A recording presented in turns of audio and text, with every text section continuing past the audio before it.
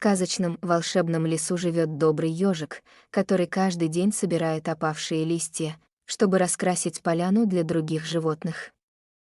Однажды он находит волшебный желудь, который исполняет одно желание. Ежик мечтает сделать лес ярким и красивым навсегда, но увидел, как маленькая птичка грустит из-за сломанного крыла.